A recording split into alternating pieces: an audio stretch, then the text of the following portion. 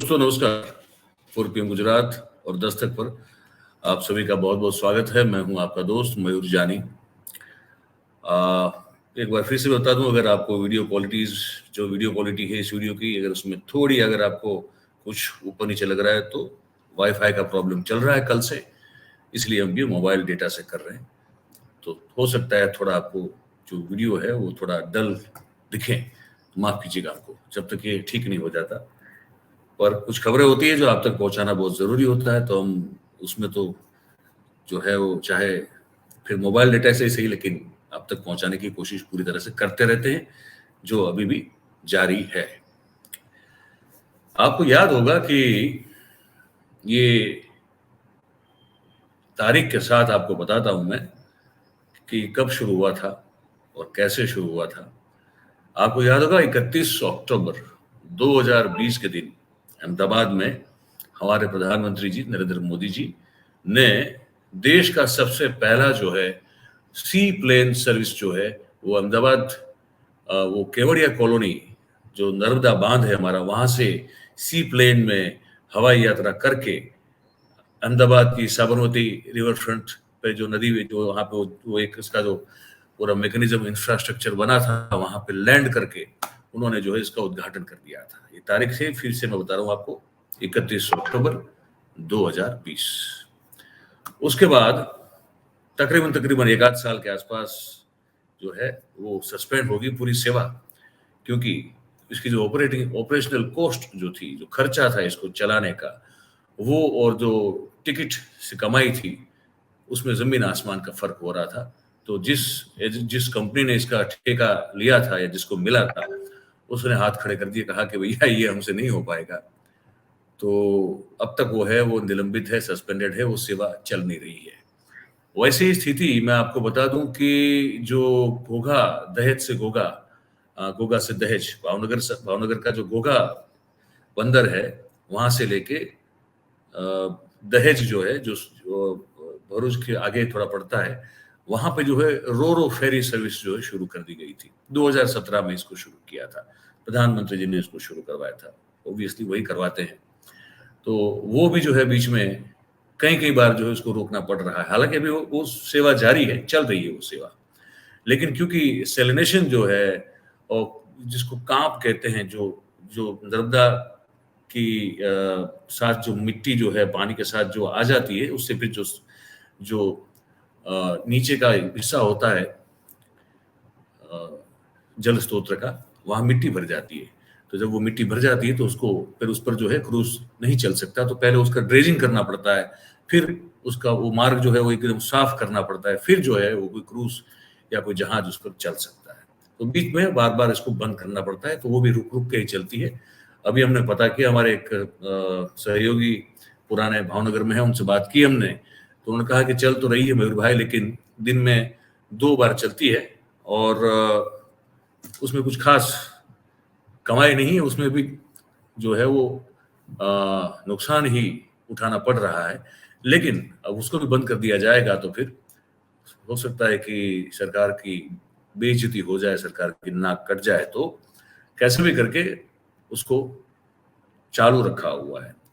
ये हम आपको क्यों बता रहे हैं अभी?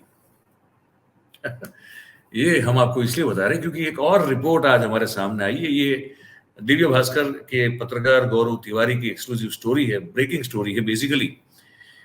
तो हमारा ध्यान कड़ा गया उस स्टोरी पे, तो हमने कहा कि हमको फिर ये 2 एग्जाम्पल जो है पहले जो हो चुके हैं वो याद आ गए, तो हमने पहले उसका जिक्र कर दिया और फिर हमने सोचा कि आपको बता दें कि अब ये ब्रेकिंग खबर क्या है जो गौरव तिवारी है उसने की है दिव्य भास्कर अखबार में।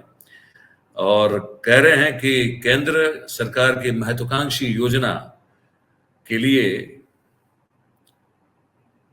कुछ समय पहले ही एक्सप्रेशन ऑफ इंटरेस्ट मंगवाया गया है और कुछ समय के दौरान, मतलब आने वाले कुछ दिनों में या हो सकता है एक आध महीने में, इसमें टेंडरिंग जो है वो शुरू कर दिया जाएगा। अब किसके लिए कर दिया जाएगा? तो इसलिए कि भैया तापी और नर्मदा नदी जो है हमारी, वहां अब जो है क्रूज, रोरो फेरी में फर्क है। क्रूज बड़ी एक लेविश चीज होती है, वो लग्जरियस चीज होती है। क्रूज जो है वो रोरो फेरी नहीं है। इसका दोनों के बीच का फर्क आप प्लीज समझ दीजिएगा। तो ये क्रूज शुरू करवाई जाएगी और केंद्र सरकार ने जो है एक चीज की घोषणा कर दी है कि ये जो मार्ग है जहां से ये क्रूज निकलेगा, तापी नदी में चलते चलते जो कुछ वैभवी एक कोई याट से भी बड़ा कुछ होगा, तो वहां पे उस मार्ग जो है उसको एक नाम दे दिया है। उस मार्ग का नाम है अंतर्देशीय जल मार्ग। हम पूरी स्टोरी पहले आपको बताते, जो लिखा है हम हर चीज आपको बताएंगे, ठीक है। तो देखिए, खबर ये है कि अब गुजरात में भी तापी और नर्मदा नदी में क्रूज में घूमने का, टहलने का आपको जो है लाभ मिल सकेगा, ठीक है। प्रधानमंत्री जी की महत्वाकांक्षी योजना को अंजाम देने के लिए केंद्र सरकार महाराष्ट्र और केरल में भी ये क्रूज की सेवा जो है वो शुरू करने की तैयारी में है। और बताया जा रहा है कि इस योजना के लिए गुजरात में साबरमती नदी, मही नदी, तापी नदी और नर्मदा नदी को लेकर फिजिबिलिटी रिपोर्ट जो है, जिसको कहते हैं शक्यतादर्शी अहवाल, शक्यतादर्शी एक रिपोर्ट जो है वो तैयार करवाया गया है। और जिसके चलते, अब आगे हम पढ़ ले पूरा, ये जो अंतर्देशीय जल मार्ग है उसका एक सत्ता मंडल बना हुआ है, ठीक है। तो उसने पहले फेज में नर्मदा और तापी पर जलमार्ग और क्रूज चलाने को लेकर संभावना देखी है। उन्होंने कहा कि यहां चल सकता है। ये दो नदियां ऐसी है जहां पे क्रूज के जरिए जो है आप प्रवासन कर सकते हैं, ठीक है। और गुजरात में इस योजना को तैयार करने के लिए एक डिटेल प्रोजेक्ट रिपोर्ट, जिसको कहते हैं डीपीआर, वो भी जो है बन गया है, तैयार हो गया है। लेकिन कब कोविड का दौर चला था तो उस पर काम कुछ शुरू हो नहीं पाया था। और ये 2016 में डिसाइड हुआ था कि ये इस तरह से देखिए भैया, फिजिबिलिटी रिपोर्ट बनवाइए, चेक कीजिए कि यहाँ क्रूज चल सकते हैं कि नहीं चल सकते हैं। तो 2018 में इस रिपोर्ट को तैयार कर दिया गया था। एक कंपनी है वेबकोस कंपनी का, ठीक है। तो उसने उस दोनों नदी पर जो डिटेल प्रोजेक्ट रिपोर्ट है वो तैयार किया हुआ है। और डीपीआर पर, इस डिटेल प्रोजेक्ट रिपोर्ट पर आधार रखते हुए कॉन्ट्रैक्टर्स जो होते हैं उनके मंतव्य भी लिए जाएंगे। और अगर कुछ सूचना ऐसी या कुछ सूचन ऐसे हुए, कुछ या कोई एडवाइस ऐसी हुई, कोई सजेशन ऐसा आया, तो उस पर भी इस योजना में जहां जहां सुधार करने की जरूरत होगी, कुछ ऐड करने की, कुछ कमी करने की जरूरत होगी, तो वो कर दिया जाएगा। इसीलिए वो वो किया जा सके, इसलिए 21 अप्रैल 2023 के दिन ये जो अंतर्देशीय जल मार्ग सत्ता मंडल है उसने एक्सप्रेशन ऑफ इंटरेस्ट, मतलब कि EOI जो है वो अलग अलग कंपनियों से मंगवाया है। अच्छा, और भी जानकारी है इसमें, बता दें आपको। ये जो पहला फेज होगा तापी नदी में, तापी नदी जो सूरत से निकलती, सूरत के बिल्कुल जो बगल से निकलती है वो तापी नदी है, ठीक है।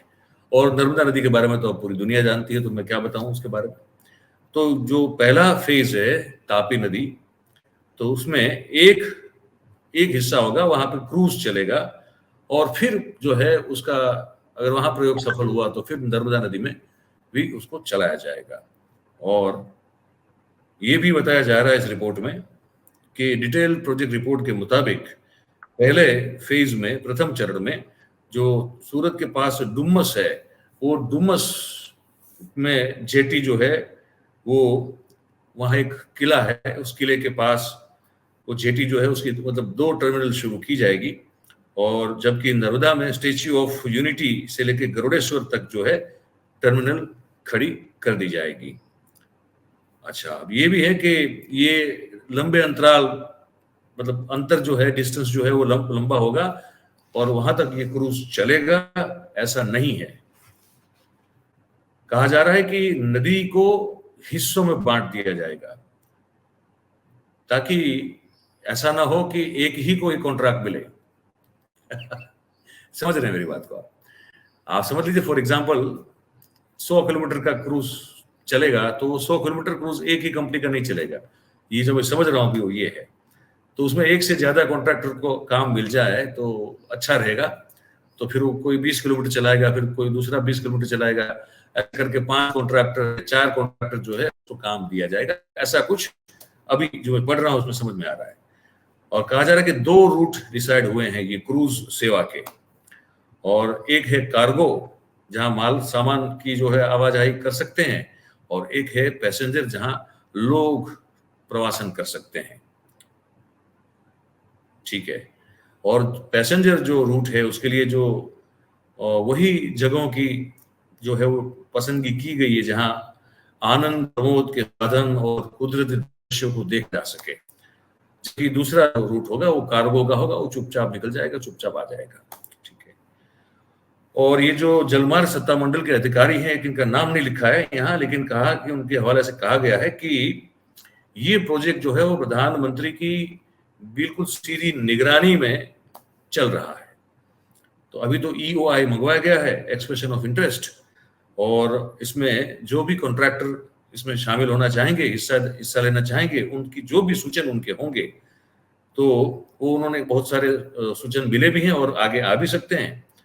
तो जो 21 अप्रैल 2023 है उसके बाद फिर हम इन सब के साथ एक बैठक करेंगे और फिर इसको कैसे, ये जो थियरी में है इसको कैसे प्रैक्टिकल में कन्वर्ट किया जाए उस पर फिर जो है बातचीत आगे बढ़ेगी, ये कहा जा रहा है। अच्छा, अब सत्तामंडल का ये भी मानना है कि ये जो दोनों नदियां हैं वो नदी पर जो है अनेक पुल बने हुए हैं, कुछ बैरेजेस बने हुए हैं, और नदियों के निर्धारित किए हुए कुछ इलाके हैं। तो वहां कुछ जगहों पर कुछ वहां पे जो है कुछ चीजें बदलनी पड़ेगी, समझ रहे हैं? तो वो भी जो है उस इस परियोजना में के अंतर्गत जो है विचाराधीन है। ठीक है। और ये एक कर्जदार मतलब एक कॉन्ट्रैक्टर ने ये सूचन दिया था कि ये जो पूल है बहुत सारे कुछ बैरेजेस हैं, तो उसका क्या करेंगे फिर, वो अगर रास्ते में बीच में आएगी तो कैसे इससे जो है हम लोग निजात पाएंगे। तो फिर सरकार सोच रही है कि 2 बैरेजेस जो हैं उसको शायद कहीं कुछ बदला जा सके, उसको बदल दिया जा सके, वहां पे उसको दूर करके फिर कहीं और बनाया जा सके, ये सब भी सोचा जा रहा है। तो ये भी है। अच्छा, तो अब मैं अंतिम इसमें जो जानकारी है वो मैं आपको बता दे देना चाहूंगा। ये बड़ा टेक्निकल मामला है। नदी का नाम लिखा हुआ है, जैसे नर्मदा नदी है तो 227 किलोमीटर बनेगा जहां क्रूज चलेगी। ठीक है। और तापी नदी तो कह रही है कि हथनूर डैम से अरब महासागर तक चलेगी, तो 436 किलोमीटर जो है वो क्रूजिंग हो सकता है वहां पे। ठीक है। और भाई तो फिर आप तैयार हो जाइए, सी प्लेन उड़ा फिर बैठ गया, रो फेरी जो चल रही है, लेकिन वो ऐसे चल रही है कि लोग जो हैं बस उसके बारे में सिर्फ जिक्र करते हैं। कई बार लगता है कि ना चलने के बराबर चल रही है। और अब जो है क्रूज लाया जा रहा है। तो क्रूज अब वो भी, उसको भी अब केंद्र सरकार ने वो नाम दे दिया है कि अंतर्देशीय जलमार्ग घोषित भी कर दिया है। अब ये क्योंकि प्रधानमंत्री जी की महत्वाकांक्षी योजनाओं में से एक है, तो ये आगे जाके चलेगी नहीं चलेगी वो अलग बात है, लेकिन इसका उद्घाटन होना बहुत जरूरी है। और हमारे प्रधानमंत्री वही जो है वो पहली बार फिर वो क्रूज पे जाएंगे और फिर जो है वो हाथ हिलाएंगे और फिर अभिवादन करेंगे सबका। वो दृश्य जो है वो दिखना बहुत जरूरी है। फिर उस क्रूज में जाने के लिए लोगों के पास उतने पैसे हो कि ना हो, और हम तो चाहते हैं कि हो। देखिए, हम कोई इस तरह की चीज के खिलाफ नहीं, कई बार हमारी छवि ऐसी बन जाती है कि हम इन सब चीज की इसलिए जो है सरकाजम में निंदा या टीका करते हैं कि हम इन सब के खिलाफ है। नहीं, हम नहीं है। ये सब चीजें बाहर के बहुत सारे देशों में हैं। हम इस चीज के बिल्कुल समर्थक हैं कि ये सब चीजें होनी चाहिए, पर कब होनी चाहिए?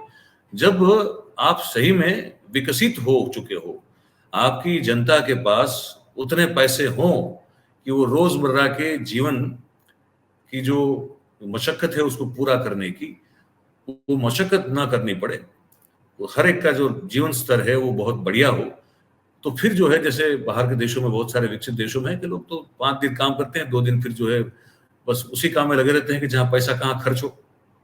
हम तो चाहते हैं कि ये हो, लेकिन अभी स्थिति हमको दिखाई नहीं दे कि हमारे देश में ये स्थिति है कि आप जो है मौज मजा करें, आपके पास इतना पैसा हो कि आप जो है, क्योंकि ऋण इतना बढ़ चुका है, व्यक्तिगत स्तर पर लोगों के माथे पे ऋण बहुत बढ़ चुका है कोरोना के समय में। और जितनी बैंड बजी हम सब लोगों की, वो हम ही सब जानते हैं, जो आदमी है, जो मध्यम वर्गीय, निम्न मध्यम वर्गीय, गरीब वर्ग के लोग हैं, इनको पता है। तो ऐसे में ये जो मौज मजा, ये जो ऐशो आराम वाली जो बातें हैं, इस वक्त इस समय में हमारे हलक से नीचे नहीं उतरती है। हम उसके विरोधी नहीं है। तो आप फिर जो कोई भक्तजन हो तो फिर आप उत्तेजित मत हो जाना। हम भी चाहते हैं कि वो ये सब चीजें हो हमारे यहाँ, लेकिन पहले हर एक का जीवन स्तर इतना अच्छा हो जाए कि इसको अफोर्ड कर पाए आप, ये जरूरी है। बस ये इतना हम कहना चाहते हैं। बाकी अच्छा, अच्छी बात है, होना चाहिए।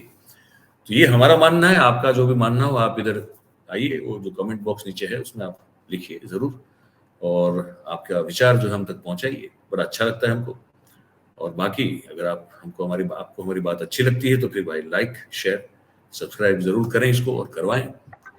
आप सबका बहुत बहुत धन्यवाद। Thank you very much. नमस्कार।